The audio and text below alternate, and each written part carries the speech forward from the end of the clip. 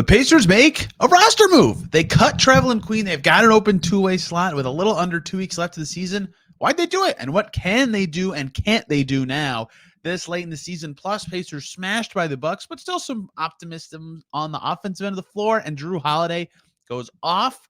Why is that important for Andrew Nembhard? I'll get to it all today on the Locked On Pacers podcast. You are Locked On Pacers, your daily Indiana Pacers podcast. Part of the Locked On Podcast Network, your team every day.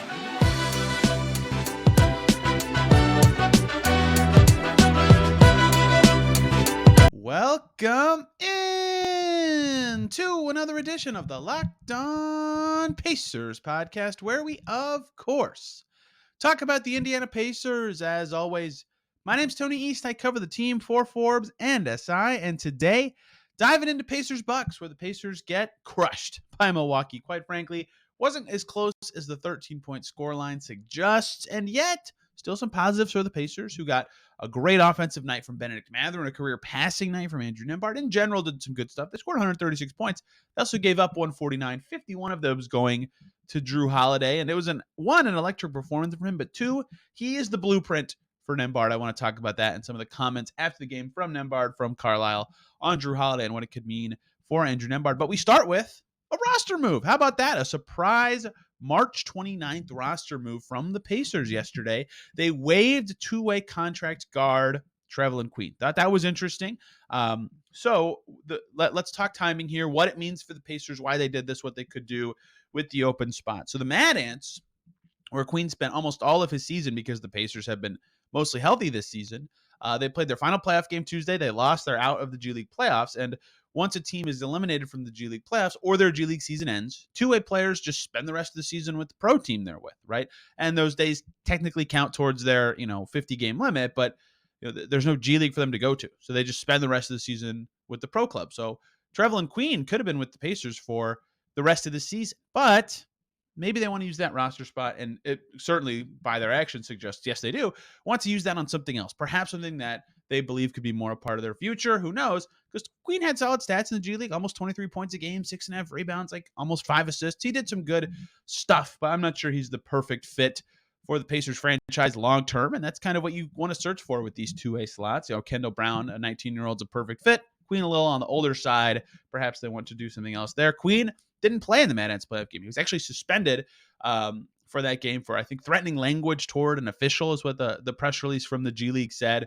So who knows what happened there, if that had anything to do with this. But Trevelin Queen, no longer a Pacer. He has been waived, and the Pacers now have an open two-way contract slot with 10 days basically to go in their season. They kind of did this last year, if you'll recall, right? Terry Taylor and Dwayne Washington were on two-way deals, and then very late, like April 6th, April 7th of last season, their deals were converted to standard deals while the Pacers let Justin Anderson go and cut Kiefer Sykes. And then with the new two-way slots, they brought in Gabe York and Nate Hinton for the last 4 days of the season. Allowed them to see some more bodies. Sykes only missed 2 games, which was a bummer. He did some good stuff for them last year, but they didn't really have to sacrifice anything to get more reps for some young guys or more eyeballs on a player like York and Hinton that they were interested in, and valuable practice time for them. And you can get some restricted free agency rights. Like, there's a lot of reasons to do this that are potentially valuable.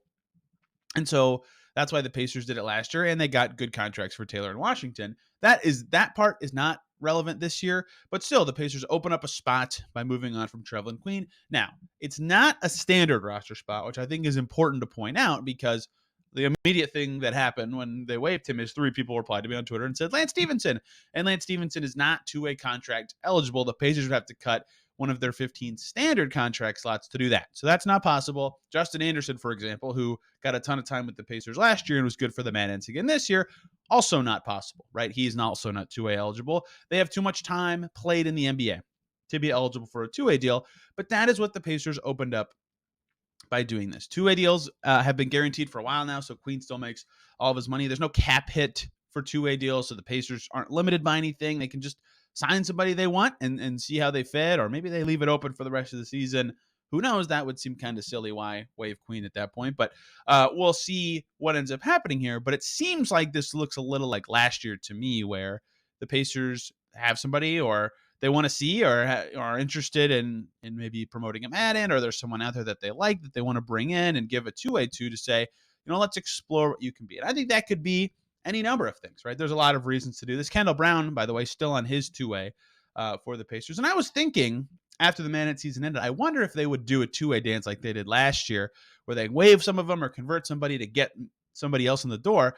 And I thought, well, Kendall Brown didn't play enough. He got hurt all year. Like, they probably don't feel like they have a good grip on what he is. And if you waive him, they can't get his restricted rights or bring him back next year as easily. They still could have, but not as easy. And they traded up stuff in the draft to get Kendall Brown.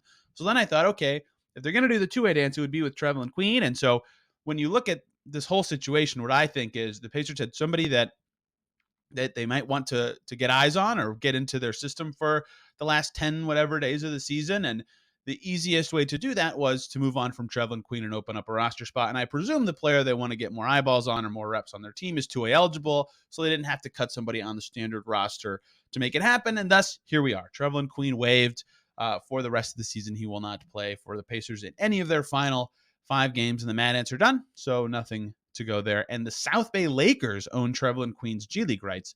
So he's not even in the Mad Ants system anymore as it stands. We'll see where he ends up next season, but doesn't look like the Pacers after this. So now what can the Pacers do with this two-way slot? I already shot down everybody's parade with the Lance Stephenson's part, but the thing that I expect to happen, just given the past history of the Pacers for all of time, is someone from the Mad Ants will get it. Last year, that was the case with Gabe York and Nate Hinton, and a lot of their two-way promotions midseason. Ben Moore, a couple seasons ago, for example, he was with the Mad Ants that season. He ended up getting a full contract the following year.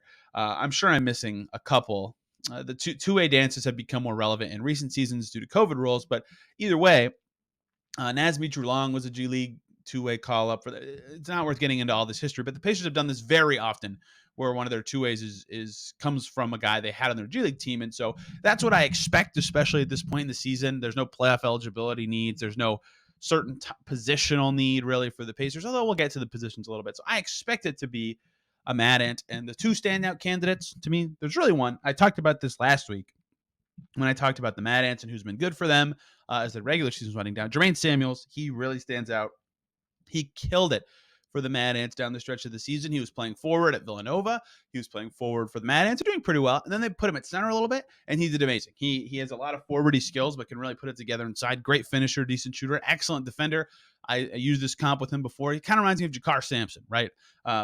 He's really talented, and I think that sort of play style is interesting and unique, and he's the perfect sized guy for the Pacers to get a look at in that 4 size range that they have been liking depth at for so long. I think he'd be the leader in the clubhouse to get it. That is just a guess, but would be my guess, looking at the G League roster and who did well this year.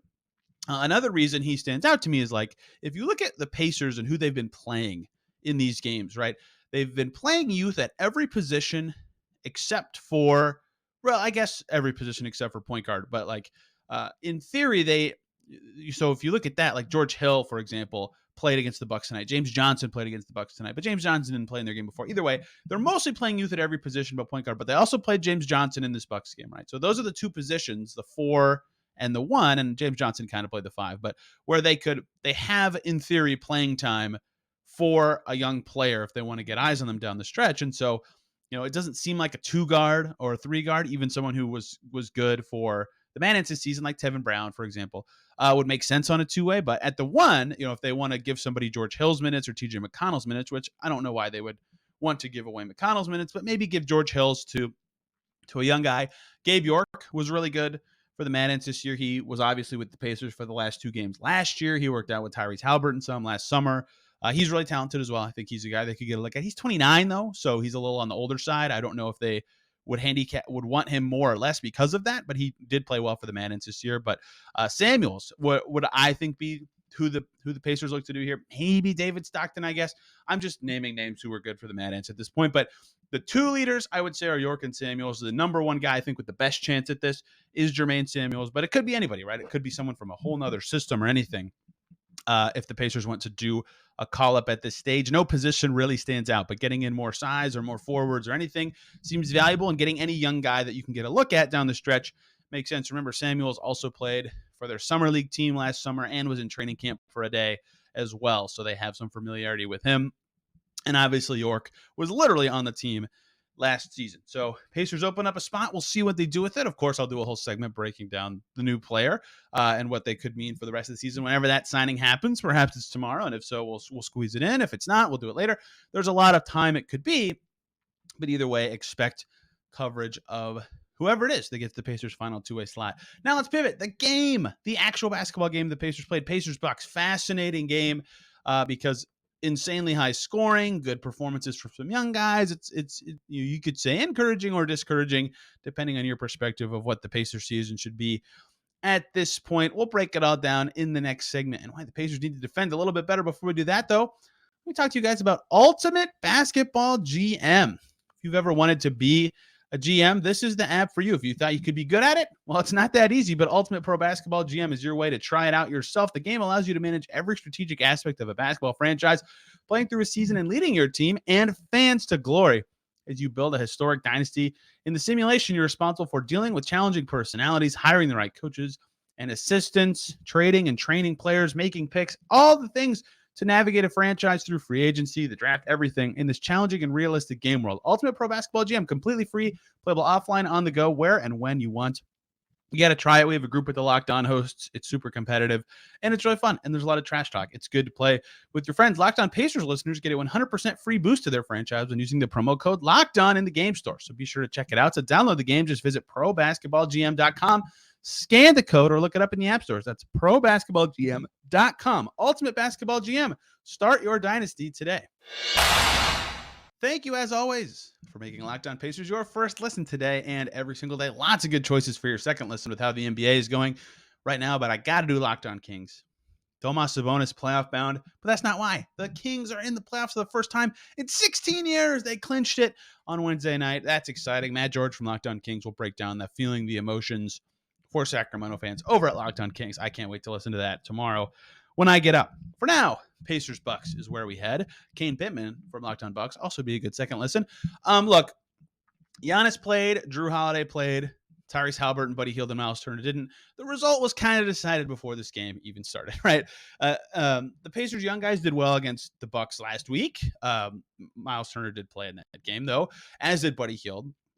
It's a lot harder to win without those guys, and it's harder to shoot really well without those guys. And yet, if you wanted to be the optimist, you could say this was exactly what the Pacers need their games to look like the rest of the season.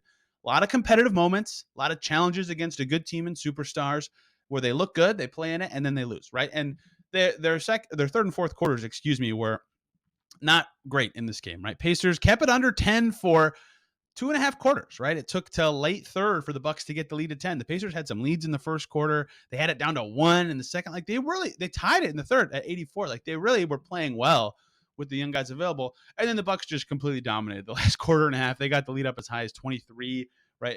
The Pacers did show really good signs of life, though, and I think that's encouraging and the exact type of game the Pacers should want to see this season. That said, they still really struggled with the Bucks stars. Giannis was insane. I mean, 14 for 18, 17 rebounds, 12 assists, 38 points, plus 20. Pacers had no answers for him. That's not a surprise. I've done segments on this. Every time I talk about the Bucks, you talk about this. They don't have anyone who's the proper size to put on him. No one really does. That's why he's an MVP candidate, but the Pacers in particular don't. Wara tried some stuff. Nesmith tried. Jalen Smith did some. It's just impossible. And yet, Giannis was not even the best Bucks offensive player.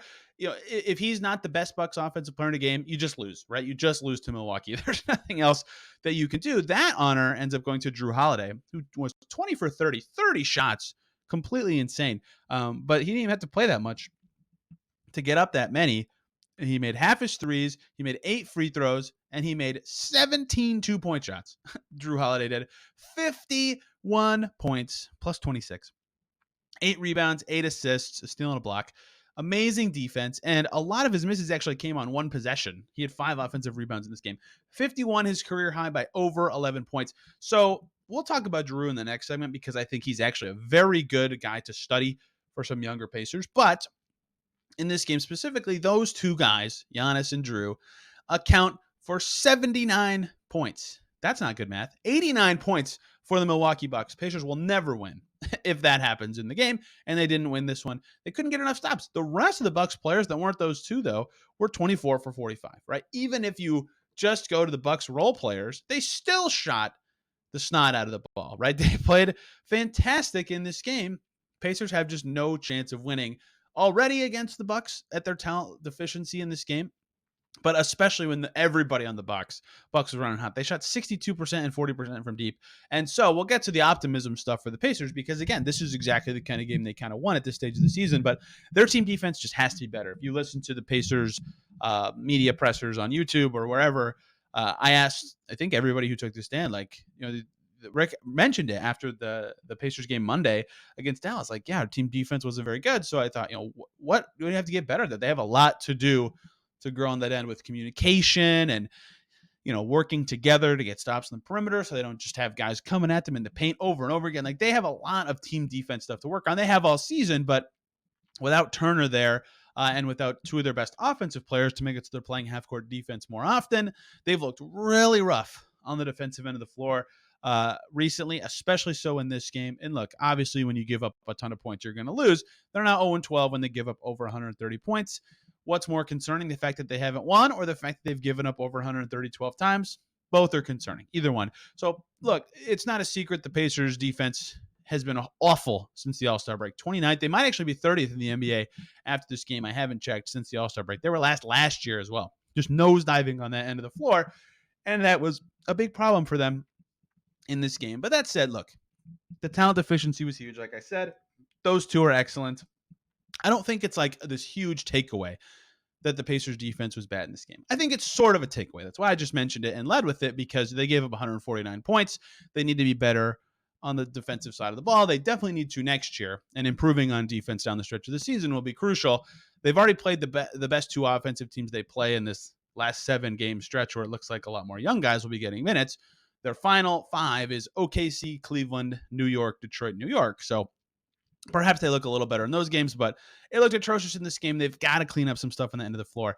But the other takeaways are all pretty positive to me from this game, and exactly what the Pacers was kind of hoped for with the way that their season is trending right now. Some good stuff on offense, some connectivity, some obvious young guy growth in a way that's meaningful for not only this season, but beyond. And I'll have a story on this coming up, but I talked to TJ McConnell after the game, like about his first year and the end of that. And, starting his second year, like, do you remember how much those moments helped him grow? And he's like, yeah, you get those chances and you learn about yourself and the game and improving, and it's helpful, right? So these moments for these young Pacers are meaningful, and that's why it's a big deal when Bennedict Mathurin, quietly, I might add, scores 29 points. It's hard to quietly score 29 points as a rookie. Bennedict Mathurin did it. 11 made shots, 6 made free throws. He also had 9 rebounds. I mean, the Bucks are a great defensive team. He just skated into the lane, found his spots, hit some floaters, got a 3 to go, was taking tough shots. Like, he's done a really good job at attacking and balancing his attacks in these last couple of games. And Rick Carlisle's talked about when you're starting games, there's a different level of responsibility that comes with it. Mathurin has taken that on. You don't have a chance to assess what coverage the opposing team is playing in pick and roll, or figure out how they're going to defend you, or how hard they're going to close out when you're beyond the arc from 3, or what their plan is to chase you off the ball. You have to just figure it out on the court, and that's way different. And you're guarding someone better. It's all different. It's all a whole different level of, to use Rick Carlisle's word again, responsibility. Mathurin had a rough weekend, but has really handled it well in 4 of the 6 games he started now, in terms of finding his spots and playing well on that end of the floor. Was terrific on offense in this game, again with 29 points, and had the most encouraging assist I've seen from him in a minute. Pick and roll with Jalen Smith. He got into the lane. He drew 2 defenders, and he whipped a pass over his head, over his shoulder to Smith on the left side of the lane, and Smith was able to finish at the basket. Pick and roll passing for Mather, and if he can show some of that down the stretch of the season, that would be huge for him and his development and the Pacers in general. Andrew Nembhard also deserves a shout for the encouraging way he played in this game. 6 for 15 from the field, 15 points. That's not why I was encouraged. 15 assists for Andrew Nembhard. Whew, that's a lot. Career high in assists.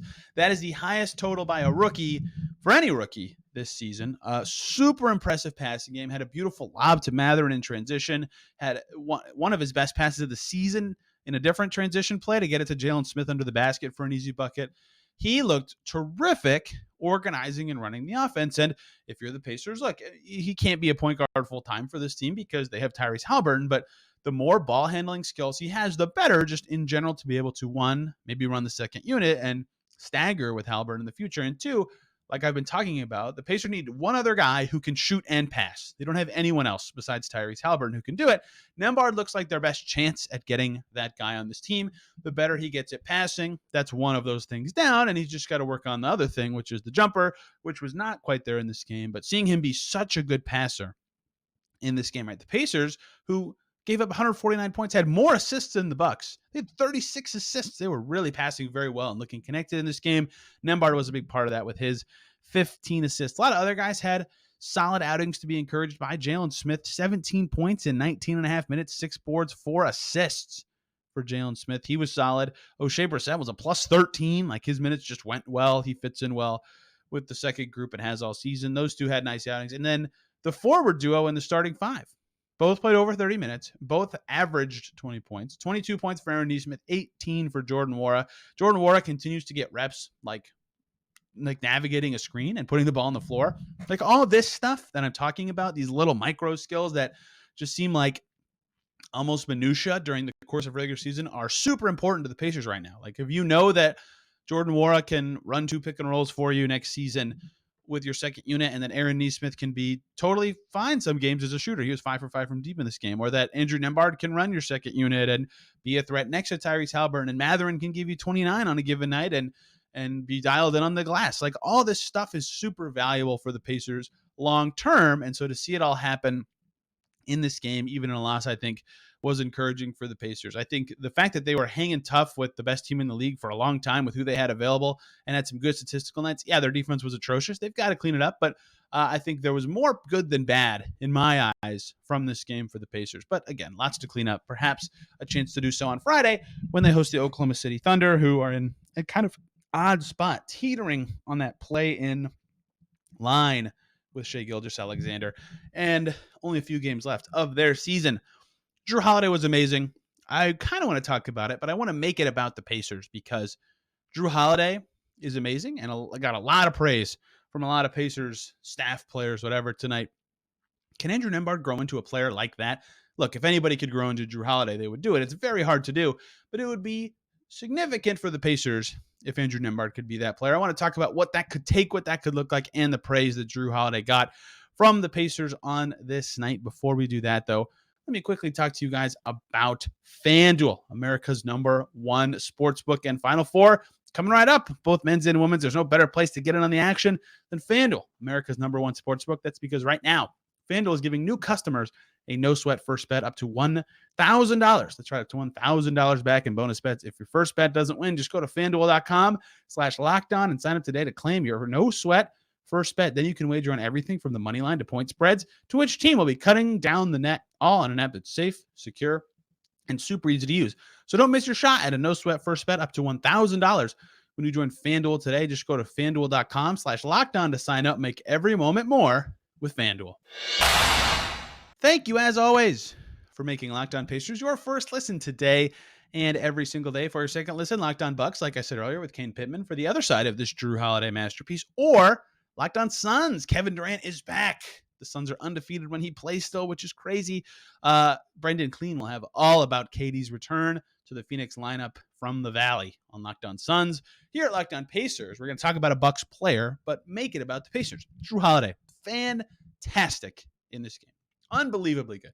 He was getting praise from Rick Carlisle before the game for the type of person he is. He sent, apparently, thank you letters out to some NBA coaches for voting him an all-star this season. He said, Rick Carlisle was joking and said, normally the player, gifts come before they're named an all-star. Jrue Holiday did it after. And then Jrue Holiday in his wife's hometown, and where both of his brothers played some parts of their NBA career, completely dominated. 50, like I said earlier, 51 points. Career high by a mile, his first 50-point game ever. 8 rebounds, 8 assists. He was unbelievably good. The Pacers could not stop him at all. He was doing everything. Oh, and by the way, he locked up on defense. Nembhard goes 6 for 15. Yeah, his passing was great, but he couldn't score, being smothered by Jrue Holiday, who He guarded George Hill sometimes. George Hill didn't even shoot it. Like, he's just an amazing defender and was brilliant on both ends in this game. Now, here's the key parts about this. After the game, Rick Carlisle, unprompted on the stand, no questions asked about Jrue Holiday. The first thing he said when opining about this game in his post-game comments, he said, I'd like somebody to name me 5 better players than Jrue Holiday in the league, suggesting he's a top 5 player. Now, listen, I don't think Jrue Holiday is a top 5 player, but he's an all-star this season for a reason, and he has been underrated for a very long time. He's fantastic. And then Andrew Nembhard gushed about Jrue Holiday's two-way play, as did Jordan Nwora, his former teammate, who said he's one of the best, if not the best, two-way players in the league, right? Jrue Holiday gets a ton of praise from players and coaches, more so than kind of externally in the league. In this game, he was scoring in every way, hitting threes, getting to the line, getting to the basket, cleaning up his own misses, tough shots in the paint, a few runners, like every little thing you'd want a scoring point guard to be. He was in this game, and he also had 8 assists and 8 rebounds. I wanted him to get the 50-point triple-double because he's fantastic and a joy to watch. And he was amazing in this game. And the heaps of praise he got from the Pacers, I talked to TJ McConnell about him a little bit, was cool to see. Like, it was more respect than anything after the game. When you have a career game like that, it's good to hear that. Now, here's what I would like the takeaway to be from this. I asked Rick Carlisle this, and I asked Andrew Nembhard this. Like, is Jrue Holiday a guy that the Pacers could watch film of for their young guards, specifically Nembhard, who I think has the two-way potential to emulate? No, I don't think Nembhard can be as good as Jrue Holiday, but getting as close as possible would be like his ideal growth path to me, right? And Rick Carlisle said, when I asked him about, could any of the Pacers young guards emulate anything about Jrue Holiday to get better or study him or anything like that, and Carlisle talked about off-court stuff, right? The professionalism that he portrays himself with, the way he uses social media, or lack thereof, I suppose. Just who he is as a person really has made him a stand-up guy, and is part of, like, he just works, man. He just wants to get better and be one of the best, and it's part of why he's a 2-time All-Star and a champion. But Carlisle gushed about that beyond his skills. Obviously, there's a lot of defensive intensity and knowing when to attack and when to defer, and being a valuable off-ball shooter for this Bucks team that makes him so valuable. But there's a lot more to him that makes him impressive to players and coaches, and that's kind of what Carlisle gushed about. When I asked Andrew Nembhard, is this a guy that you'd like to be more like, or that you can learn from? He said, yeah, absolutely. He cussed in his answer, so I can't read it verbatim. I did tweet out the quote if you want to see it on my Twitter feed, but I said, is there anything you'd like to study or copy about Jrue Holiday? And he said, nearly everything. He scored from all levels. He knows how to use his body, right? And that's the kind of stuff that I think Nembhard could learn a bit from, right? His scoring's a little herky-jerky. He still hunts some mid-range pull-ups that he maybe shouldn't, and he's not quite there on the consistency part of scoring the ball yet. But I think he can emulate some of Holiday's defensive intensity. I've been so impressed all season with Andrew Nembhard's defense, and I even asked him after they played in Detroit a few weeks ago, like, what coach taught him to use his arms the way he does, because he has to be exhausted after every game with how much he's flailing his arms on defense. It's so hard to do for 48 minutes. He's amazing at it. I think Nembhard can be a great defender. Jrue Holiday level, maybe. But on the offensive end, to learn when to have burst, when to get to the rim, when to have composure, that's a player. He is the player that I think Andrew Nembhard needs to be copying and studying the most going forward. And he even talked about, if he can, like, linking up with him for a workout in the summer. I think that is on the Pacers media. You can watch the video of or listen it to on YouTube if you want to hear how Nembhard phrased it, but that'd be a great player for him to work out with and learn from, right? Learning passing skills to play, learning how to play off of stars, right? Even better next to Tyrese Haliburton, learning things about defense that could help Nembhard, because that's a great copycat and study session for Andrew Nembhard, is that kind of player, a two-way guard like that who's nosy and effective on both ends, and is just a great dude. And Nembhard is, by all accounts and by all my interactions with him, also a great dude. But it's not just limited to Nembhard to me. Yes, they play the same position, and the baseline skill for Andrew Nembhard seems to most closely match Jrue Holiday's, known skill set right now. And look, Jrue as a rookie was 8 points and 3.8 assists per game in about 24 minutes, starting 51 out of 73 games. Like, that is kind of close to what Nembhard's stats look like right now, who is currently averaging 9 points, 4.1 assists, and has started 57 out of 69 games, and Nembhard's minutes are a little higher. Like, it's kind of jarring how similar their stats are. But also Mathurin can learn some defensive stuff from Jrue Holiday, the way he defends the ball, when he's intense and when he isn't, how he knows when to jump passing lines, right? Mathurin could learn a lot from that. And even on the offensive end, the shot profile that Jrue Holiday has is extremely impressive, right? He's still efficient. This year, 38% from deep, 47% from the field. And that's a down year from the field for him, right? 58% true shooting is his second lowest since joining the Bucks, right? That's his lowest since joining the Bucks. And that's a very good number, right?